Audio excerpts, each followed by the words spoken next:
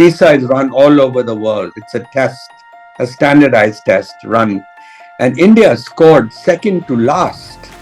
I mean, that is a tragic number. Instead of improving outcomes, the government decided not to have PISA again. The leadership time that gets taken up in compliance is what is used as an excuse for them not going into classroom. Now, the problem, what I feel is that we are over reliant and over stressed on a quick fix reform. Good morning, everyone. And at the outset, I would like to wish everyone International Day of Education, which was started in 2018. And the core idea behind this was to observe education as the key driving force behind establishing peace, development, and human dignity. So today we are going to have this webinar wherein we are going to discuss some aspects of education and observe the International Day of Education. It is not just a moment for celebration, but for reflection on whether our systems are working as intended. India has made undeniable progress on access, enrollment, and infrastructure. Yet, learning outcomes remain stubbornly weak and uneven. This gap forces a difficult but necessary question. Are our governance and regulatory systems designed to improve learning or merely to ensure compliance? School education in India is governed by a dense web of laws, rules, executive orders, and administrative practices. Regulation has historically focused on inputs: infrastructure norms, teachers' qualification, land requirements, approval and inspections, and many more like this. While these inputs were important for standardization and access, over time they have produced high compliance burdens for schools, uneven and discretionary enforcement. The National Education Policy, which came in 2020, marks a decisive shift towards competency and skill-based learning. But without regulatory change, these ideas risk remaining aspirational. Old regulatory frameworks can undermine new policy goals by reinforcing control over learning and innovation. For this webinar, we have three panelists. Let me introduce the panelists for today who are here to discuss this important subject with us. First is Mr. Gurcharan Das. Mr. Das is an acclaimed author, commentator, and one of India's respected public intellectuals. His books has personally inspired me and many more like me. Also, it is important to mention that Mr. Das is a board member of Center for Civil Society, and he guides and mentors our team also. The second panelist is Ms. Kavita Anand, who is from Adhyan Education Foundation. She is a distinguished educator and leader who has built a committed learning community of educators across India with the aim of transforming student learning at scale. I have personally been known Ms. Anand for some time, and I really admire her, the inspiration and the motivation and the ideas she brings in education practice. Our third panelist is Dr. Panch Rishi Dev Sharma. Dr. Sharma is a professor at Faculty of Law, University of Lucknow. For Dr. Sharma is a Law Foundation of British Columbia Fellow and Erasmus European Union awardee of 2026. He has more than a decade of academic experience as an assistant professor at the University of Lucknow and Rajasthan in India. I would like to welcome all my panelists. But as we begin, first we'll take a small video message. And this video message is just 3 minutes video message by Dr. Parth J. Shah, who is the founder trustee of the Center for Civil Society. I request my team to play the video, please.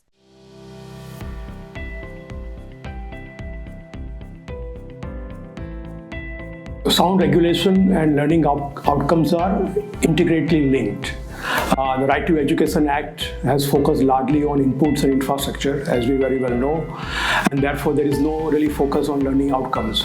We want a regulatory system that is primarily focused on learning outcomes and secondarily, obviously, on inputs and infrastructure. Right? So it's important to have good buildings, good classrooms, good benches to sit on, but all of that ultimately has to lead to learning achievement.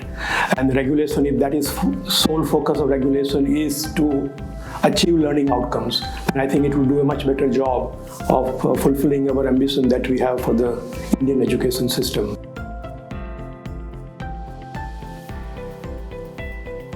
The role for implementing regulation at the local level, I think it's really very important, right? I think what I have seen so far in my experience of working in the sector is that the people who are on the ground, say the teachers and the principals in the schools or the parents whose children are going to those schools, don't really have much of an autonomy or authority to do things they think are right. So I think my key concern there is that how do we give more autonomy and authority to people on the ground? That means school principals, teachers, SMCs, community of parents and other larger community around the school. If somehow we are able to manage that kind of arrangement, I think our teachers and principals will do a very good job of training the next generation of Indians.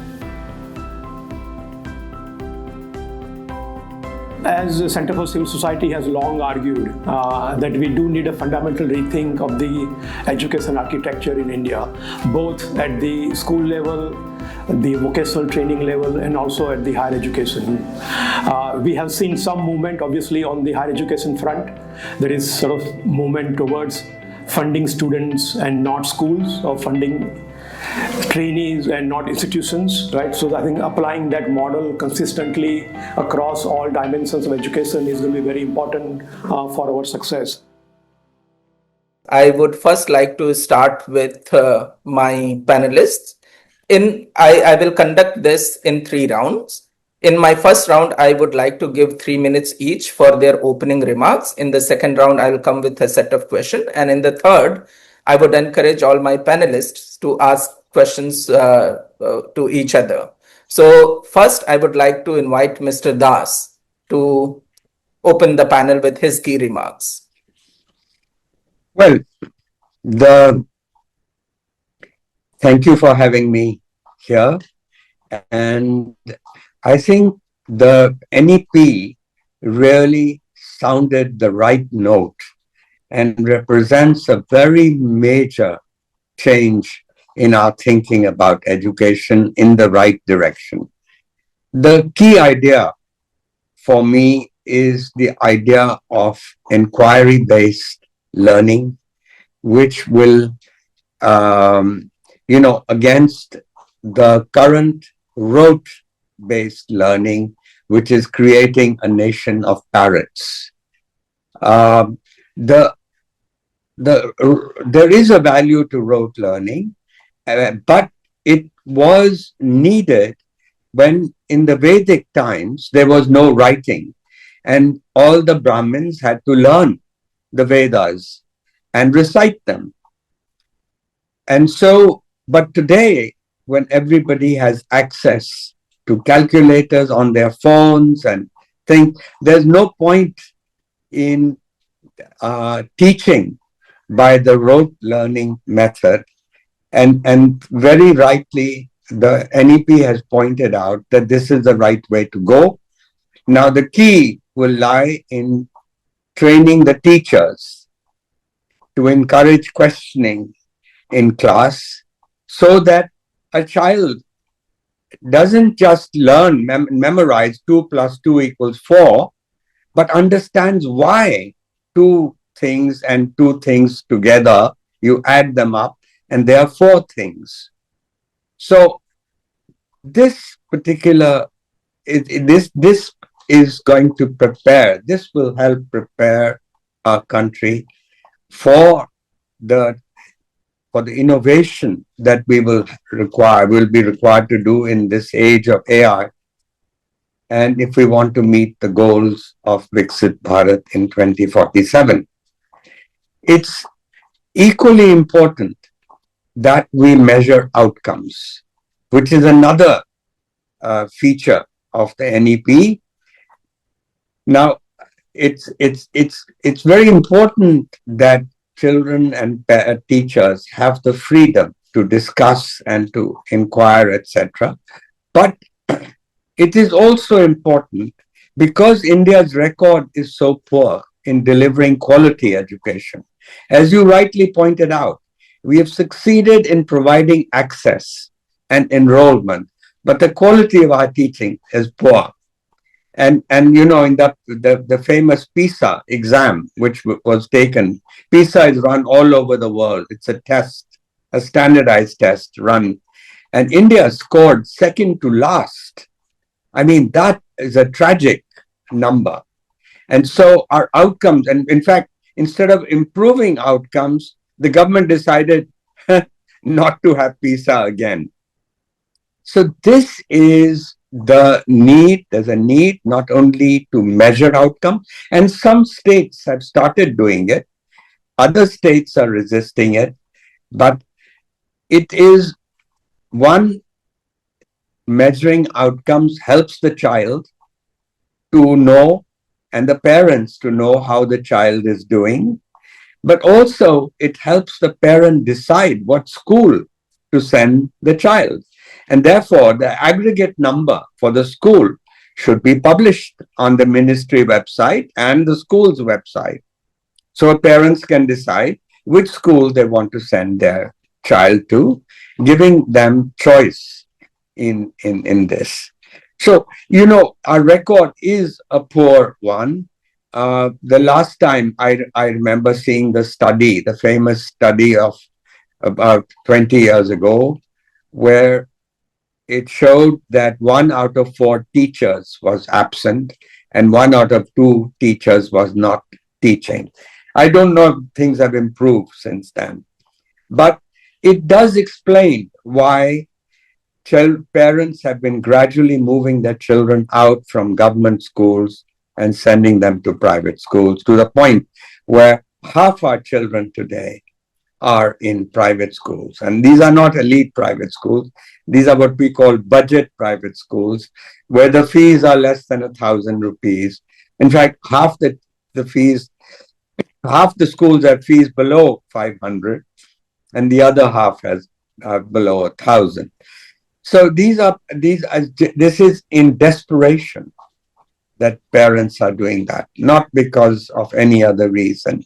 So I would hope that the regulation, that we would move towards the regulator, what is called the triple SAI, which is mentioned in the NEP also, that the regulator will ensure outcomes are measured, are publicized, and teachers are retrained to teach in skill-based learning. And the schools also, when it comes to skills, at the later stage in school, should link up with industry to provide skilling, because that's where jobs are. Thank you very much, Mr. Das, for this opening and very thoughtful ideas. I'm sorry, 3 minutes are over, but I would also add one more line. As a report, Kavita ji can correct me if I'm wrong. I think it started 2005 or 2008, and since then they have been reporting the learning outcome numbers. Since then, it has been roughly 20 years. And if you look at ASER numbers, they have remained almost the same. So in 20 years of talking about learning outcomes, and though some focus and practice and measures have been adopted, we are almost the same where we were. And with this, let me come to... And where we were and where we are today is that half the children in grade 5, in the 5th class, cannot read a textbook, a paragraph in a textbook or do an arithmetic sum in an Right. exam of class 2. That Right. is tragic. Tragic. And we remain in this tragic situation for last 20 years, even after talking and highlighting and some of the initiatives taken by the government and also international agencies and many other organizations. But with this, let me, I think, sets the right context for Kavita ji. Kavita ji, your opening remarks for 3 minutes. Hi, so thank you. I've been, I think, working with schools and school systems now for over 40 years. And what I find is that we talk about all these terms of compliance and learning outcomes and regulation, but I'm not very sure how much people actually understand those terms. And that's why sometimes it's really useful to unpack them, right? So I think like I always go back to the whole idea: what is a school meant for? Because I come from the practitioner lens. I'm deeply rooted in practice. I work with school leaders, with teachers, with governance, and that's where I see the biggest disconnect. So everybody has their own opinion on what makes a good school. Everybody has their own idea of what should be there in a school and what should not be there, and how much how much of a curriculum needs to be for the children. I'm finding increasingly this idea that everything to do with the rearing of a child is entirely given to a school. So there is a clear sense that, okay, this is a mandatory space. The Right to Education Act makes it even more clear that you have to send your child to school. Then why are we doing this? What is the purpose? And if you look at the way regulation has been so far, it's been seen as file keeping. It's very bureaucratic. It's extremely intensive on that, but it seems to have no connection with what that data is actually used for in the school. So people who are supposed to set up a school or run it, I have seen them going through all kinds of hoops to start the school, register it, get it begun, the compliances that have to be done over there. And now they are faced with the idea that it has to be redone every so many years, right? I mean, the school will have to reapply for all of those compliances have to be met. I think it's been a big problem for people saying 65 compliances have been raised as being a really large number, and how do you actually deal with that on a daily basis? The question seems to be, and nobody is looking at it, is why are they finding it so difficult? What is the problem? And also, is if the data that they have to supply to the government or to any other regulatory body is not being used by the school itself, what does that mean? What is the purpose of that entire, and why have they not understood why it is required? So whether it is safety of children, whether it is how teachers have to be treated, what is their, the way in which the number of hours in which teaching has to happen, all of that's a big question mark as to have people actually looked at what is the current practice in schools, what is it that needs to really take place for children to learn better, and then how can regulation be directed to that rather than it being just arbitrarily or feeling arbitrary, right?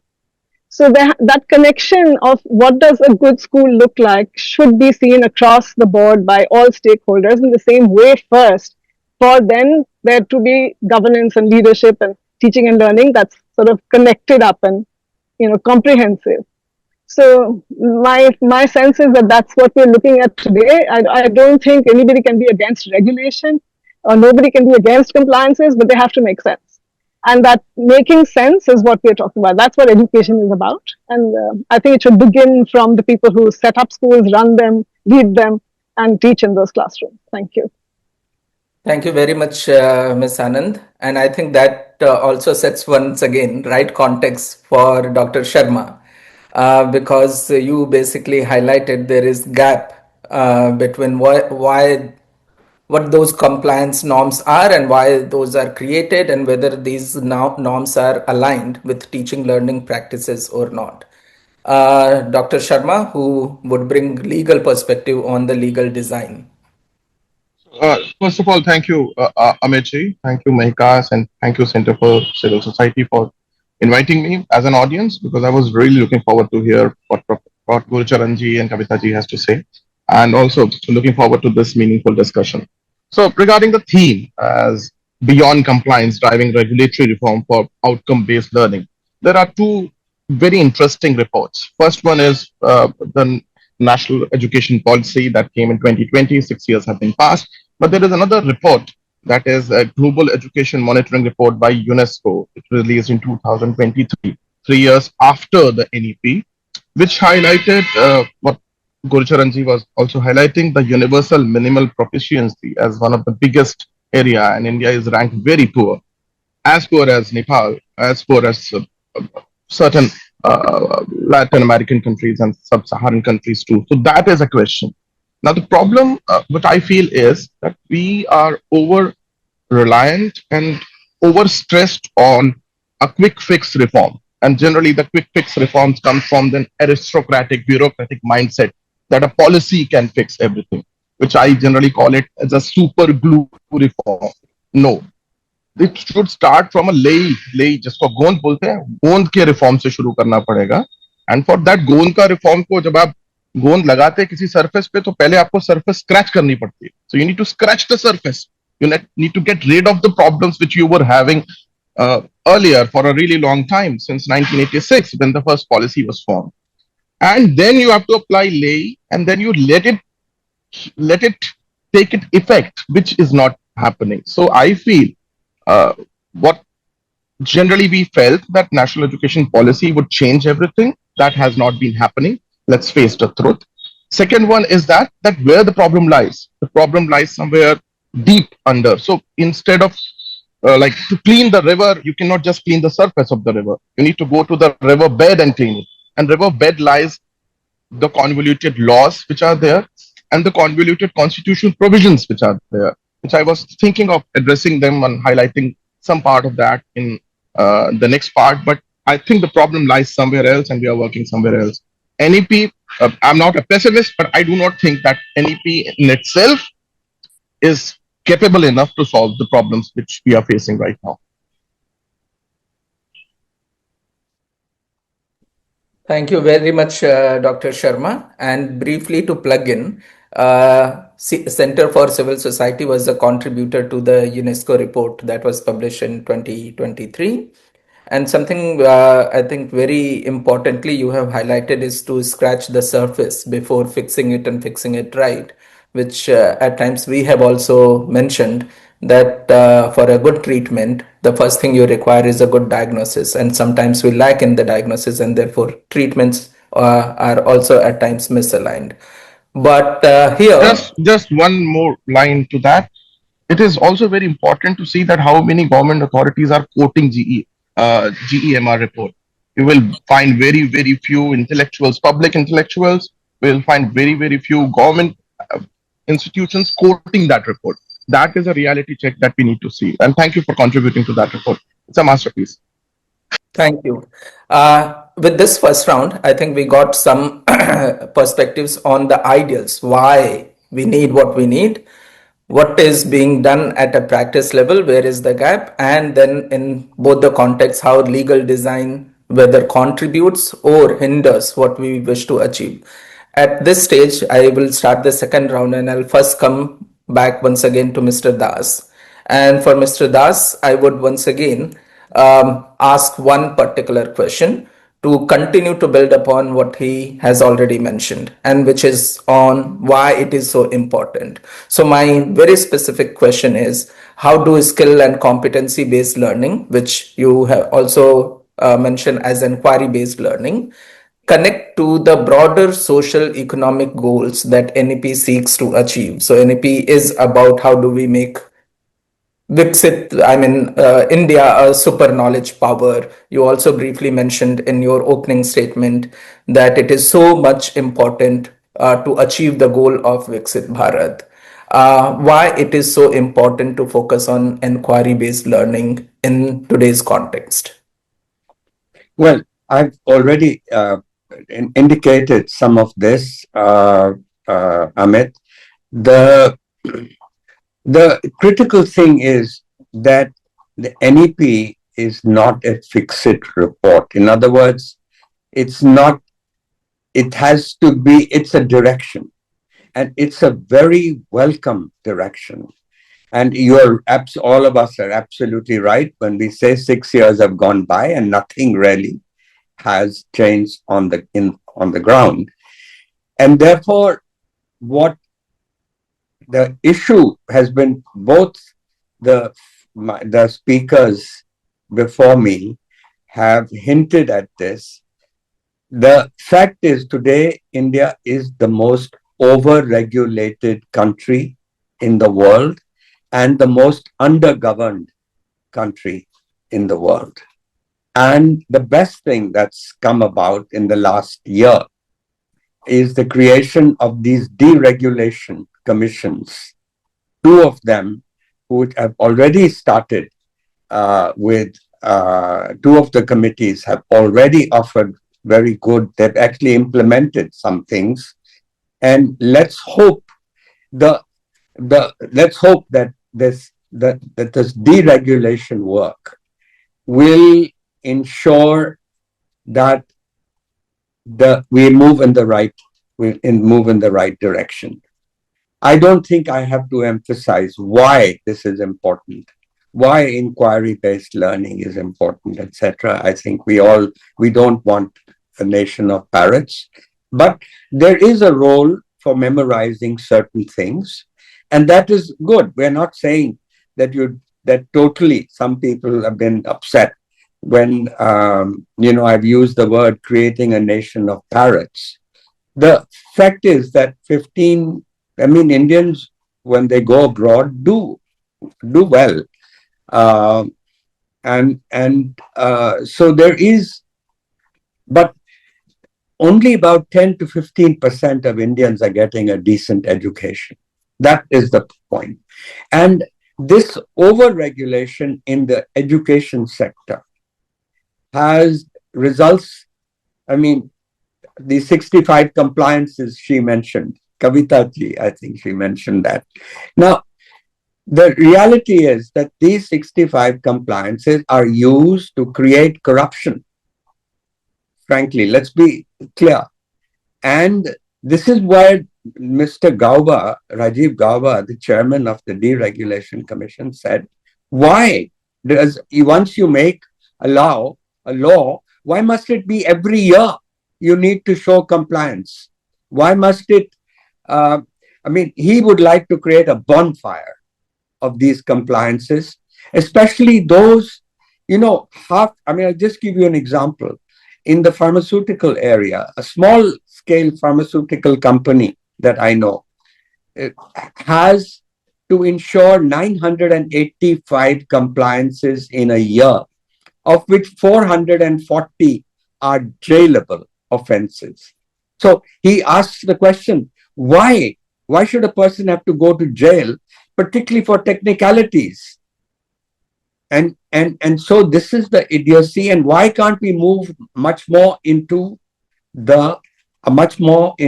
a digital sort of compliance, where you don't see the bloody face of one of these corruption-seeking inspectors. And so, issue in education is governance far more than policy. And that's why I think what's one sort of window of opportunity that's opened up, aside from the Deregulation Commission, is to somehow force states to set up the regulator. Now, the regulator's job will be, because currently there's a conflict of interest, but the same people who are running, the players have become the umpires also. The government, same people running in the government, are actually running the schools as well as regulating all the schools. So my point was that that's the challenge. How do we get, like the telecom sector, revolution in the telecom sector occurred. Today, why is it a billion Indians have a smartphone? Because of the first regulator in the telecom sector. Now, that's the kind of inspiration we need. That's where we need to force. So, issue is governance. Governance and teachers. When we talk about inquiry-based learning, it will have to be done by teachers. But teachers then have to go in for relearning, and that will be a central feature. So this is where the job of the regulator will come, and I hope that we can do this.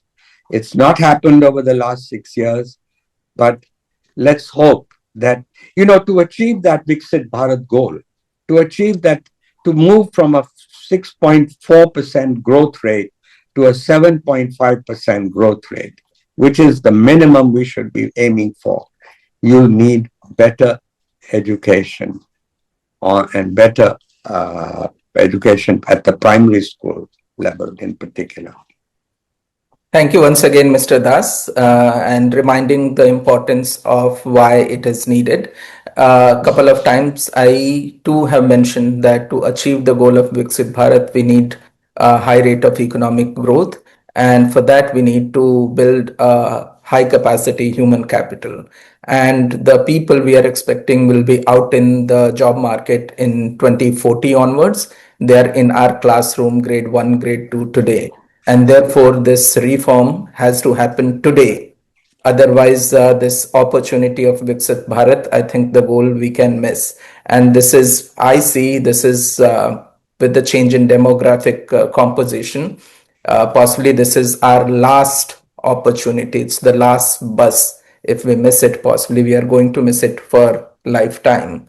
But also set up the right solution. So NEP, which possibly identifies this, and also has a wonderful recommendation that there has to be a neutral independent regulator who will encourage standard setting and ensuring quality and learning outcomes, etc. So there is a good news that yes, we see that opportunity, NEP recognize this, but I think there is also a bad news because some of the states that I know have started implementing upon it, and the way they are setting up, it's completely away from the idea of an independent regulator. But with this context, once again, let me come back to Ms. Kavita Anand, as she is a practitioner and she can throw more light on where she finds gap and in terms of day-to-day practice, how it creates a problem and where it creates solution. So, Ms. Anand, from your experience as an educator and school leader, how does an excessive focus on compliance and infrastructure norms affect the everyday work of schools and teachers, and what gets overlooked when learning outcomes are not the central focus? So on day-to-day basis, where do you see the challenge and how do you deal with it? Well, I think one of the things that we've been speaking about a lot for the last, I don't know how many years actually, is that it's the leadership time that gets taken up in compliance is what is used as an excuse for them not going into classroom. And this is something that we've seen again and again, that they are so busy with the files and the reports and things that have to be sent off to somewhere where, again, like I'm saying, they don't use the data themselves for their own schools. That's a big problem. So it's easy for them to then use that to say, I don't need to go in to see what's actually happening inside my classroom. So there's a huge amount of assumptions that take place that, oh, children are learning fine and they're all okay. But actually, the ones who do then go into the classrooms realize that there's a lot of capacity building that has to be done. What Mr. Das is saying about, inquiry-based learning doesn't happen overnight. It's something that requires you to have a staff room that's got teachers who are able to sort of work together, collaborate, understand what has to be done, share ideas. If that's not going to happen, because the leader is not interested in it, then teachers will fall back on the usual thing of saying, okay, this is like a textbook-based learning, and then the rote that happens is because the exams are all, constantly being sort of. In fact, right now, weekly exams are being sent to schools, and there's an expectation that because children have been not performing well, so they need to get practice in answering exams. So the number of exams that a child has to do has just gone exponentially up instead of getting reduced. Now, if anybody knows schools, you know that just doing that is not actually helping, because teachers don't then have the time, even if they had the time earlier, now they don't have the time to get into which children understand something, which children are able to comprehend, which of the children need that extra support. that kind of analysis is really hard for them to do, although it's supposed to come from the exam results, right? They're supposed to look at the data and then they're supposed to use that. Have we given them the freedom, the ability, and the willingness to say, I need to learn this? Can I please have somebody come and help me with this? That's not happening. So there's no needs based capacity building. It's the capacity building is all top down. In most of the private schools, it happens maybe once a year in June or something when schools start, and then there's this person called in to talk to the teachers about something that has no connection with what they're actually struggling. So I think if we look at what compliances do, is they kind of create the excuse for the governance and leadership to not get into classrooms, to not see what's going on. And I think that's the biggest problem. Maybe there should be the biggest thing that should be there is that leaders need to be in classrooms. That I don't see in anything, not in any of the spaces that I've seen. Yeah. Thank you once again, Ms. Anand, and also for keeping it very brief. What you said also reminds me of my one conversation with a school leader. I think I was in Trichy, and the school leader said, roughly 20 years ago, when school inspector used to come to inspect schools, we used to prepare students that he might ask some couple of questions. He would like to interact. He would like to see how students are learning. But now we don't prepare students. We prepare schools. He might ask for some compliance, some certificates, some NOCs, would like to see the building and the toilet, etc., etc. So now we don't prepare students while for inspection. We prepare schools for inspection. And I think once again, this gives a right set of context for Dr. Sharma. And Dr. Sharma, because you have been involved in legal design, and you also briefly mentioned about the diagnosis. See, the NEP basically, I think, also has quite a bit focus on learning outcomes, has identified the problem, is addressing the solution. So it says in assessment should be learning outcome, your regulation compliance should be outcome based, your financing should be outcome based. But some of the legislations that we have, the state legislation and also including Right to Education Act, is by and large input focused. Now, how do you see in the context whether where do you see the need to actually change the regulatory design, the legal framework? Thank you. Yeah, this is a tough one. Tough one, why? Because it's like we are dressing up the wound and not cleaning up the wound, not giving up the antibiotics. So we generally feel that the policy could shape up the reform process. It can initiate, it can give ideas. It's fantastic policy, but policy alone cannot change it.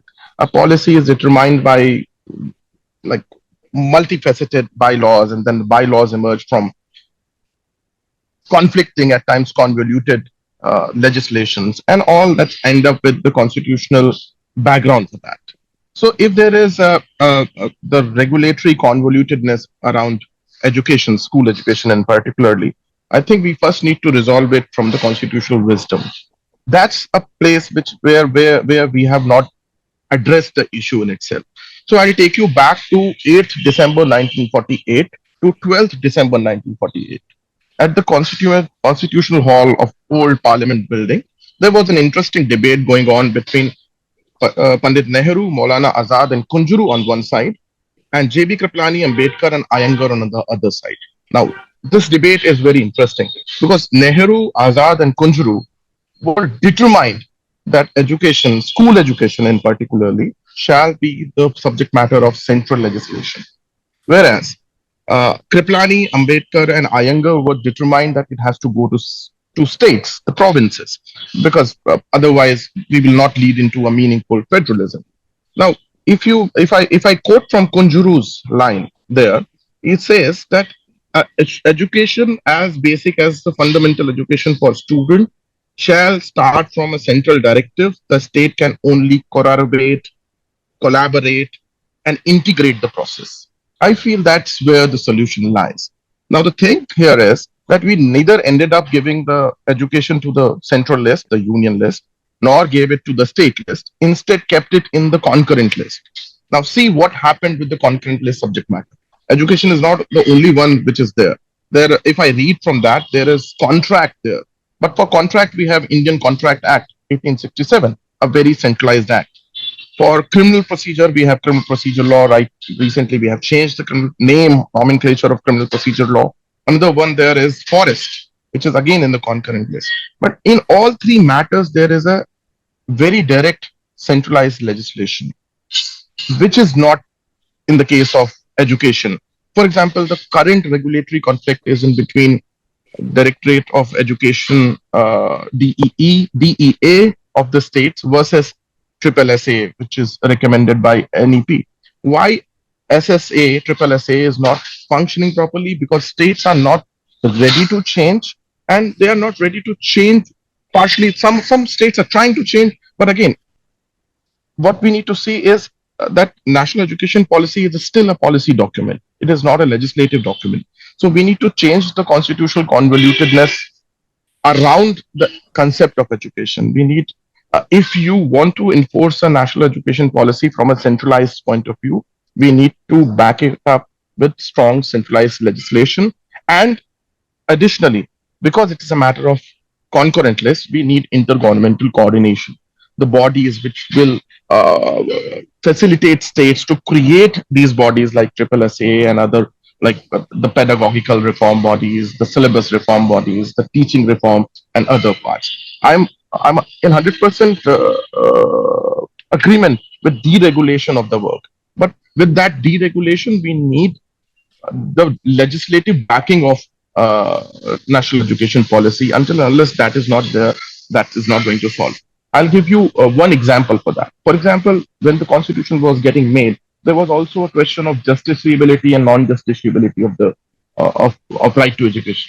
Some of the members wanted it to be a justiciable right. Some of the members were opposed the justiciable right of education. That's why it was later added to the directive principle of the state policy, which is non-enforceable. But 86 Amendment 2002 changed the entire narrative of justiciability, non-justiciability debate. It put it as a fundamental right of citizens, of children, and changed the notion of parents, changed the notion of caregivers, also schools. So until and unless that kind of reform doesn't start from a legislative point of view, the policy will only be providing the dressing of the, will be only dressing up the wound, not cleaning the wound, or not helping the issues with the problem that we are facing. Another issues which we need to handle here is, which generally it's not talked about that much, is what kind of education we want. If we want an education that just doesn't only empower but also create employment, we need to address the question of the vernacular mediums and the state's incentives to attach to that vernacular mediums, the Sanskrit-based education, the reform of the syllabus, with what notions we are going to reform it. So these questions needs to be addressed from the constitutional wisdom. Until that doesn't solve the conflict that we are facing right now, DEA versus SSA, that will only enhance the convolutedness. So I believe we need more, we need a strong legislative response to support national education policy into a legal reality, just not a policy document. So that is my my diagnosis and my what I feel is would be a better way to address this problem. Thank you. Once again, thank you very much, Dr. Sharma. I think these are very important and very deeper issues in our education design.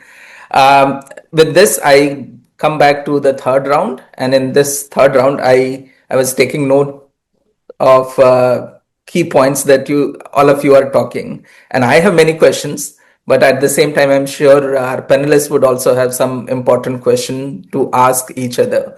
So if you would like to have a conversation between you, among you, it's welcome. Otherwise, I do have question. Yes, I see the first raise of hand by Mr. Das. Yes, please, sir. Well, I think Ms. Anand really made a very good point that the burden of exams that we have is just as wrong as the whole idea of rote learning that we are trying to we are trying to get over. The the to me, ultimately, it's coming down to the training of teachers and the retraining of teachers. In other words, she's absolutely right that we don't want teachers to teach to the exam. And why should there's no need for a weekly test in everything. And that should be an informal thing between the student and the teacher. Where I'm hopeful in all this is the role of AI. That I see AI as a true game changer. And I hope that as we think of creating legislation out of the new education policy, the idea of actually creating more laws scares the hell out of me. I think first we must create a bonfire of the existing laws and then only make new laws. But coming back, AI is a very, imagine that every teacher now in India can give a private tutor to every student. When you have 1 billion people with smartphones, there is a smartphone in almost every home. And imagine a child in a village. And the school, as we know, the condition of a village schools is not particularly good. Teachers don't want to go to villages to teach. And so the point is that AI can serve as that private tutor for any child. And that child doesn't even need to know how to type or to know any English or any official language. The the child can speak in his or her own language, ask a question in his or her language, and will get the answer. And the beauty of it is that the teacher with a dashboard will know exactly which child is at what stage of learning, so that whether the lesson that she taught today, how many kids really absorbed it from the questions that AI. In other words, after the end of the class, you can have a 10-minute session between the AI tutor and the student to understand what the student learned and the answer. And the teacher will know immediately where the child stands. What I'm trying to get at is that this, apart from the Deregulation Commission, the other good news is AI. And AI has a lot of downsides. But it has, for a country like India, it has a huge upside in both in education and health. And I won't go into the health part, but the difference between education and health is that with health, you know that you take a medicine and you know that the child is feeling better after taking the medicine or not. In education, it's not apparent what has gone into the brain and what has been digested by the brain. And so I would hope that this would be the area that we could use. It's too attractive a thing to leave alone, and it's so easy to do. Every teacher can do it. It's just a matter of retraining the teacher. And that simple activity can make the teacher so much more effective than the teacher has ever been in human life.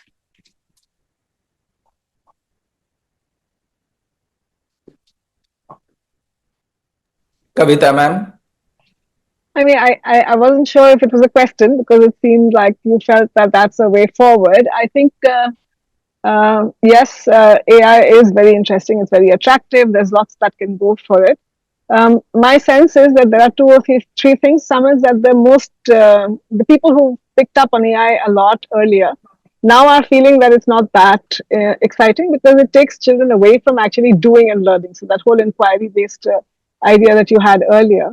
unless AI becomes able to actually manage that, I think being able to kind of get it to a place where it can do that is more important, because otherwise you simply replace the idea that my teacher has all the answers with some device has all the answers, right? And that can become equally stultifying for a child, because then you're not using your own mind to think and figure out, and that hard work of making sense, which is so important for children to be able to have, to learn. I think if that can be something that is brought in, then I think you should work with some AI people to do that. That's really important. The other thing that I would just warn against is that there's a lot of screen time that children are on, right? And I think that to be able to get them off it is going to become even more difficult if the only friend they have is that AI. So somewhere it could be threatening for the social fabric of the country, because we are such a community-based country, right? We really do believe in building community, and we have so far. And I think that needs to, in fact, increase and become more diverse, rather than this sense that, okay, I have this pal who sort of understands me and I understand, I can ask anything and be there. I don't know what it'll do to human relationships in the long term if that's the case. That's just a fear. I don't know. And I think there's a lot of people who would share what I'm saying, but that's it. Can I come in and answer your point, Kavita ji? For this third round, we have only 2-3 minutes left, but yes, please continue. I'm so sorry. No, this is Dr. Sharma's time, but I just wanted to answer her because I'm happy to extend. I'm happy to extend because this is getting interested. I don't want to cut in between. Please continue. So my point was, I've been working for the last year on an AI book on the Bhagavad Gita for a New York publisher. And I'm having a fair amount of experience working with AI in the process. And, the way to use AI is very important. It's not just to ask a random question. It is to have actually a dialogue. It can actually enhance that inquiry-based, because the AI tutor is in fact trained to engage in a dialogue. It's a Socratic dialogue. And for me as a writer, I use AI as a partner to test my ideas. I never ask it to write anything for me or give me an answer. I give them an idea, provocative idea, and I want to engage in understanding whether that idea works or not. And so partly what the student has to learn is how to prompt AI, and the teacher also has to learn to teach the student to prompt AI. I mean, it is amazing how my life has changed. And I never ask it to give me an answer. I always give it, if I've written a chapter, I'll never ask it to write a chapter. I'll ask it to summarize what I have said in the chapter. And if AI does too good a job of summarizing, I know my chapter is a cliche. It's too obvious. And therefore, that it needs more depth, more nuance. And so this is part of the learning, retraining process that I'm talking about. But what I see for a country like India especially, it is our nation's best friend, because it can lift people, because we don't have the money in our country for the kind of other things that we would need. But here's a way to get the kids to think. I totally disagree with you that it will actually destroy a discussion. The AI is a Socratic partner to which you argue with, to which you discuss with, and it actually forces you to answer back. It can be very provocative in the way it starts new thinking around, and so it's a question of learning how to use AI. I wouldn't dismiss it in the way you have done.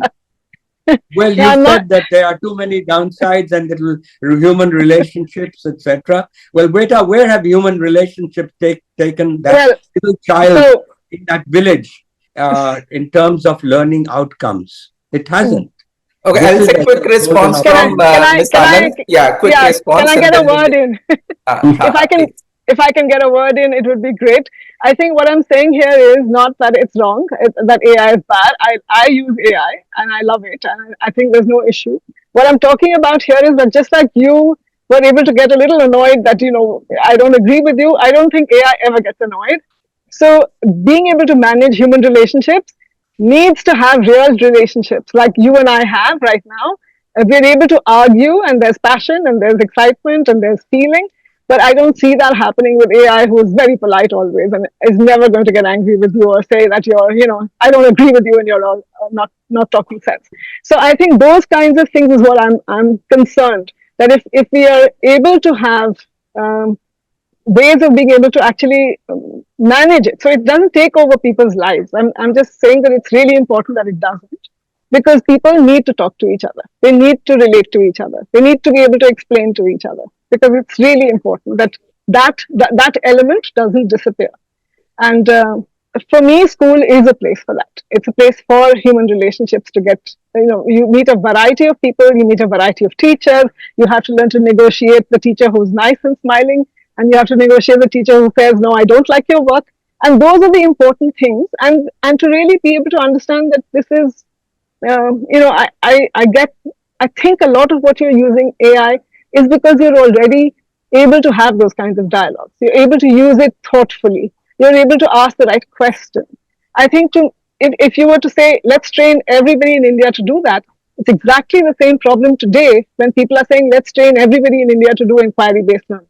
There's a problem. It doesn't happen overnight, and it doesn't happen instantly, and it takes a lot of effort. And I think my only problem with what you're saying, Dr. Sharma, is that, and that's the question I have for you. You can make it a state subject, you can make it a central subject, you can do what you like. But the problem is the real issue is not the law or the policy. The real issue is operationalizing it. It's actually getting it down to the ground to seeing how it actually works.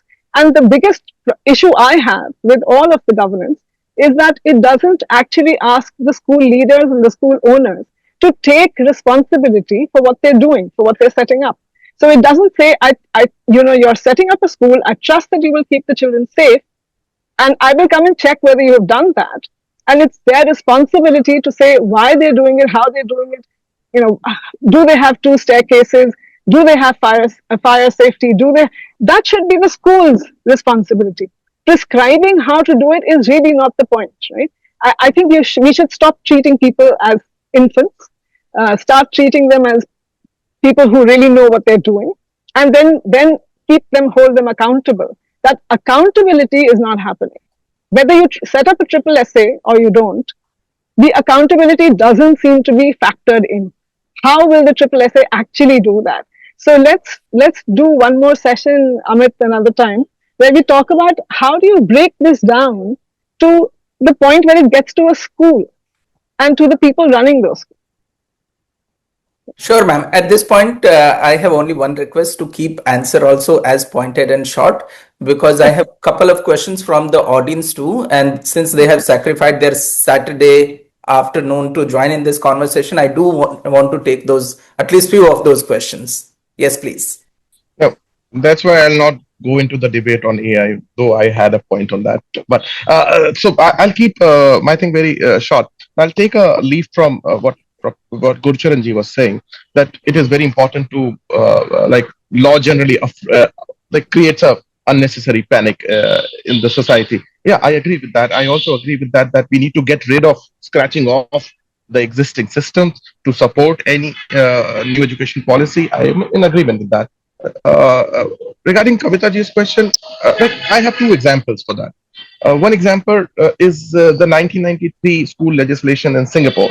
And another one, which is very interesting, which we generally do not focus that much, is the Canadian school system. So Canada also follows this, the federal system, but they established this intergovernmental intergovernmental agency by an act to coordinate between states, the provinces, and the federal government. And because education is still in the concurrent list in Canada, like in India, so they created this organization where there is a legal mechanism to enforce central directives at times. Our constitution also provides that. Our constitutional mechanisms also provide in certain articles to establish these intergovernmental organizations, statutory intergovernmental organizations to enforce. For example, as much as I have read about SSSA, I am in total agreement with that. And I really want that we need to get rid of this Directorate of Education, State Education Board. These are the board of corruption. These are the board of red tapeism. These are the boards which are creating un, unwanted hindrances. That doesn't mean that SSSA won't do that. But the thing what we are trying is that we have to back it up with a statutory legislative instrument to support a very good idea, which is SSSA. And countries around the world, Singapore has done that, Canada has done that in federal setup, Germany is trying to do that in their semi-federal setup. So we have examples, and we need to learn it from comparative constitutional examples. How can we enforce it? But until and unless we don't enforce it from a legal statutory backing, I don't think policy on ground is going to change, except creating more opportunities for webinars and people to discuss that how it could change. Otherwise, it won't. And we have seen it in last 6 years. That's my nutshell answer. Thank you. Thank you. Well, once again, due to paucity of time, I also have some questions to ask, but I'll park it for some other conversation. Let me take at least two questions from the audience. The first question is, and I think Ms. Kavita Anand may like to answer this. It's free. Others could also jump in, but it is directed to her. What is the meaning of education according to you? And do you think we can build unity among stakeholders on your understanding of education in order to bring sound reforms? Well, I mean, I think we all know that education is something that helps you to know how to learning how to learn. If that's what it gives you, then it gives you a tool for life. And today, everybody has to understand that learning is not going to stop with your school. It's not going to stop with your college. It's going to go on forever. You will reinvent and learn new skills on a regular, ongoing basis. And that's something that if education can give you that capability, then you're on a good wicket. And if schools can give that capability. I think what Mr. Das's point was that if you're only going to do rote learning, that's not something that you can do, use for your life. And most of the people do the exam, forget the content, and then they carry on. If you go back to all that you remember in school, you will not remember every single thing that you learned, right? So the whole idea of schools being like that is a problem. It means they need to be reinvented. And I'm pretty sure you're aware of the fact that we now have various frameworks that are supposed to describe how schools are supposed to be on different parameters, whether it's curriculum or assessment or infrastructure. And there is an attempt being made for everyone to see it in the same way. So I feel that those frameworks are necessary. I don't sort of prescribe a framework or subscribe to one. I'm simply saying that that is a requirement. So you don't have to go by what I'm saying. You go by what the research says and what that framework is saying. And that's important. And those frameworks must be taken seriously. If you don't, then we'll never be able to agree on anything. There's as many opinions as there are people. Sure. Thank you very much. And the second question is, and maybe Mr. Dr. Sharma may jump in here. Mr. Das could also put light on this. But the question is, what role does accountability play in determining whether a policy like NEP can be implemented meaningfully?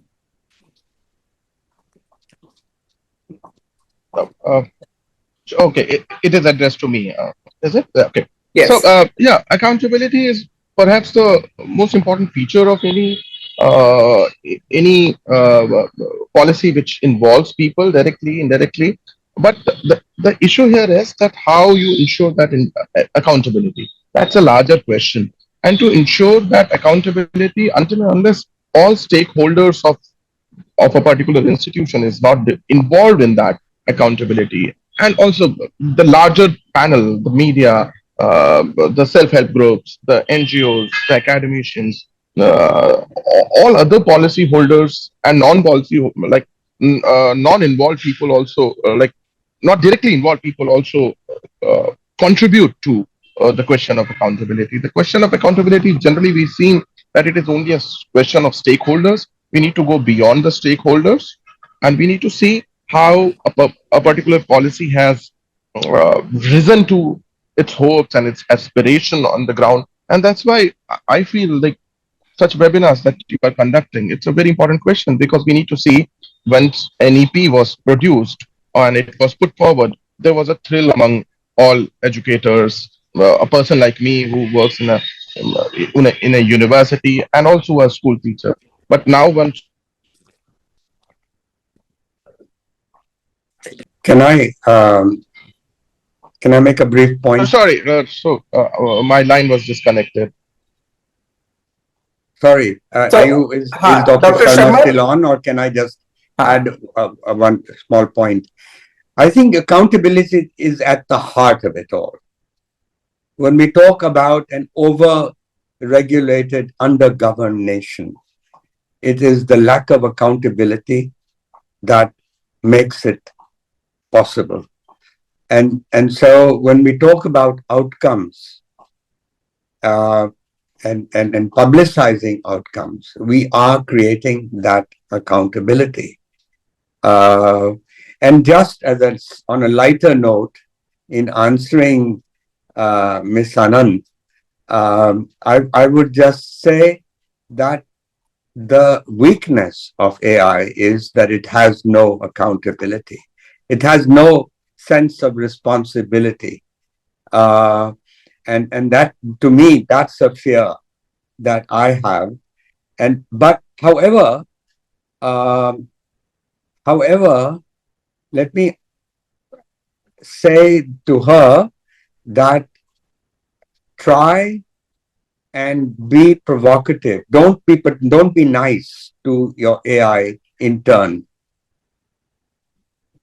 Tell her or tell him or tell it exactly how you feel. If you are disappointed in the answer, you must tell her, and you'll be surprised how much of a real dialogue you can have if you are not nice to AI. The AI will respond to you in a way that will result in a dialogue. At least that's my experience. I've tried it. I just thought you might also try it. And it's all about how we use AI in our lives. That's the question. Well, thank you very much. And with this, I think we come to the end of this webinar. And for me, a good indicator of a successful webinar is when it leaves you with more questions than giving you answers. And in this conversation, when I'm making notes, I think I have more than 20 more questions to ask. With this note, I really thank all my panelists to join me on this conversation. Once again, congratulations and happy International Day of Education. Thank you all. I know all of you have been doing wonderful work in space of education. Please continue to do so, and please continue to inspire us. Thank you very much.